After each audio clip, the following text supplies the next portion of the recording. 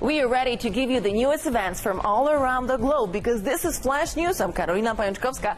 Welcome to the show. We start with economic news from Poland because the record surplus in Poland's foreign trade.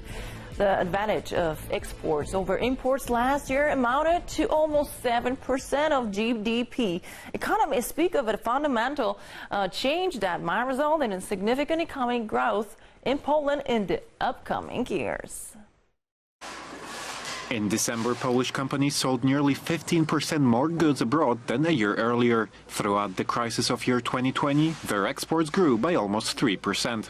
At the same time, they imported much less from abroad. This allowed Poland to achieve a record foreign trade surplus. It amounted to nearly 7% of the GDP. Economists emphasize that Poland is becoming not only a net exporter of services, but also of goods. This is truly a fundamental and structural change. If it continues, we will witness building very solid long-term foundations for the next golden age of the Republic of Poland. This is a reference to the 16th century when Poland's greatness was based, for example, on selling grain and timber abroad. Polish exporters are making excellent use of the reshuffle on global markets related to the pandemic. For example, Poland sells more to Germany than the French. Poland's export-oriented economy is waiting for the pandemic to end. Let us now look at the pandemic situation worldwide. The international vaccination campaign might not stop at 1 or 2 doses per person. It is possible that further vaccination will be necessary to strengthen the immunity of the population. This has been openly admitted by the European Commission, as its spokesman said. Much depends on whatever the new strains of coronavirus appear. The problem is growing because researchers in Scotland have just detected a new strain of the coronavirus, believed to have originated in Nigeria. Meanwhile, as reported by the European Commission, one of the vaccine manufacturers announced delays in deliveries in February. Shortages are expected to be made up in March. Unofficially, Brussels is in talks with US-based Moderna to purchase an additional 150 million doses. In the UK, the first visitors have been sent to a 10-day quarantine. Citizens of more than 30 countries on the so-called red list are subject to the quarantine. In Scotland, the list covers the whole world. It is necessary to pay more than £1,700 for the quarantine. Cases of infection with the British strain of the coronavirus have already been found in almost all of Italy. Therefore, the launch of ski resorts in northern Lombardy was stopped. The owners are outraged because the decision was made 12 hours before the opening date. Authorities in Israel have announced loosening of restrictions. However, gyms and swimming pools will only be available to those who are vaccinated. Almost half of Israelis have already received the first dose.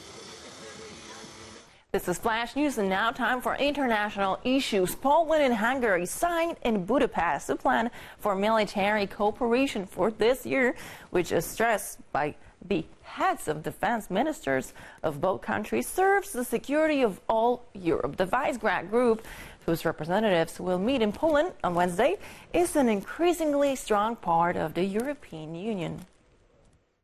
30 years ago, the Visegrad Castle. Tomorrow, the Wawel Royal Castle. Prime Minister Mateusz Morawiecki will welcome here Prime Ministers of Hungary, the Czech Republic and Slovakia, as well as the head of the European Council. The Visegrad Group, on the occasion of its 30th anniversary, will sign 2 declarations. This basic anniversary declaration is one of the most concrete documents in the history of the Visegrad Group. It defines the areas of cooperation so far, but also sets goals for the future. The digital declaration, on the other hand, is a cooperation in the field of modern technologies. V4 is, according to estimates of the Polish Economic Institute, the 6th economic power in Europe. Over 28 years, the Visegrad 4's GDP grew by 155%. We surpass as V4 Germany's cooperation with China, so this is indeed a major achievement for the countries in the region. At the same time, Germany is most important for the Visegrad Group. But economic cooperation is not the only goal of V4. Now Polish officers will join this multinational division command for Central and Eastern Europe. It is impressive how in a relatively short period of time a command has been established that is extremely important in the chain of command of NATO forces. A plan for this year's Polish-Hungarian military cooperation was signed in Budapest. There are over 60 points to be realized. The interaction of the V4 countries' armies at the European level is exemplary and serves to ensure security and peace for the people of Europe. Tomorrow there will be a discussion in a wider group in Krakow. Now, local outlook. Dangerous situation on the Odra River, which in many places exceeded the alarm levels. Icebreakers went into action on the Vistula River, though. They have been working for several days now. The situation is serious, as at the end of the week, it is expected to be warmer, which poses a threat of floodings. Ice jams even 1.5 meters thick. Such a situation on the Odra River hasn't happened for 3 years. Icebreakers are also crushing the ice on Lake Dąbie in Szczecin. We crushed it so that ice water from the upper part of the Odra River can flow through it. The work of icebreakers on the Vistula River has been suspended until Wednesday. The level of the river is stabilizing, but the approaching warming threatens with floods, and because of that, a meeting of the crisis staff was held with the participation of the Prime Minister. Nationwide, melting ice and snow on roofs is also dangerous. 1 cubic meter of wet snow can weigh up to 800-900 kilograms, which is a huge additional load on buildings. According to weather forecasters, the end of February and the beginning of March will again bring an influx of Arctic air and minus 10 degrees Celsius temperatures. And talking about weather, Western Europe as well as Poland is slowly beginning to feel the breath of thaw.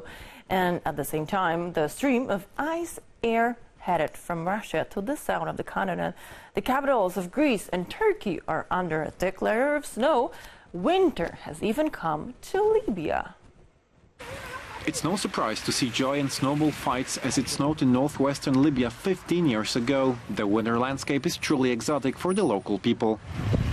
Winter came as a surprise to the residents of Athens as well. Snow usually, if it actually is there, can be found in the northern mountainous part of Greece. This time the Acropolis and other monuments were drowned in snow. The amount was so big that most bus lines and one metro line, which partly runs on the surface, had to be stopped. Some districts were without electricity for many hours. Due to the attack of winter, scheduled vaccinations were also cancelled. Winter has also paralyzed Turkey, so much so that in the northwestern part of the country one of the main highways had to be closed. More than 600 cars and trucks got stuck on the 9-kilometer fragment.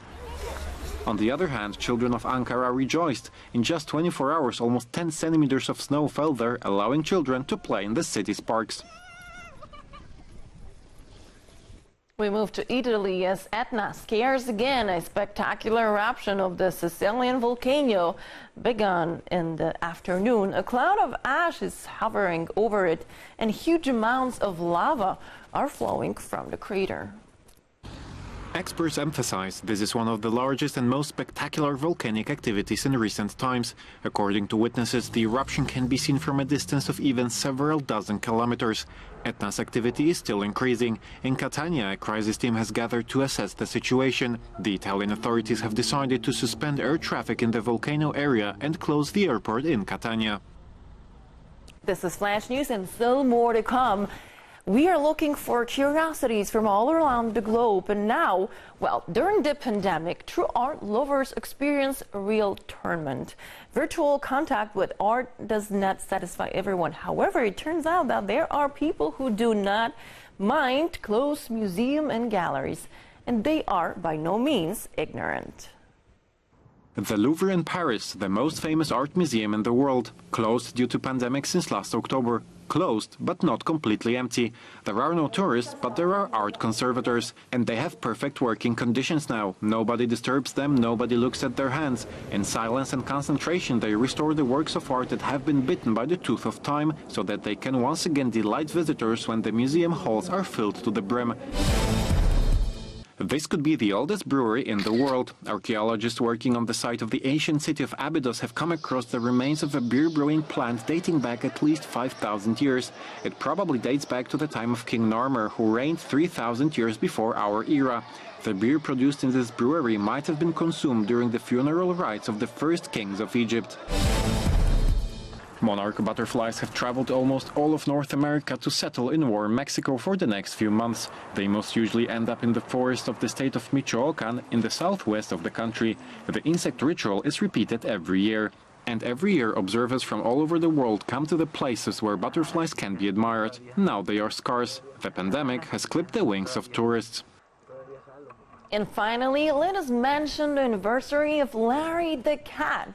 moving into Downing Street, the chief mouser to the cabinet office, because that's the position officially held by Britain's most famous cat. He's already survived 3 prime ministers, and so far, there is no indication of his retirement. Larry was brought to Downing Street 10 when David Cameron lived here. The outgoing Prime Minister made it clear who he would miss. The rumour that somehow I don't love Larry, I do. And I have photographic evidence to prove it. Sadly, I can't take Larry with me. He belongs to the House and the staff love him very much. Prime Ministers change, but not Larry, who also enjoyed special favours from Prime Minister Theresa May. He now works for Boris Johnson. His daily routine includes chasing down intruders, greeting visitors, and keeping an eye on the journalists who are constantly present outside the mansion. Only a few have managed to catch him during a short nap. Well, no one said the celebrity life is an easy life. Thank you very much for joining us on Flash News. I see you tomorrow and invite you for tomorrow's Flash News, same time, same tvp.info. Thank you. Goodbye.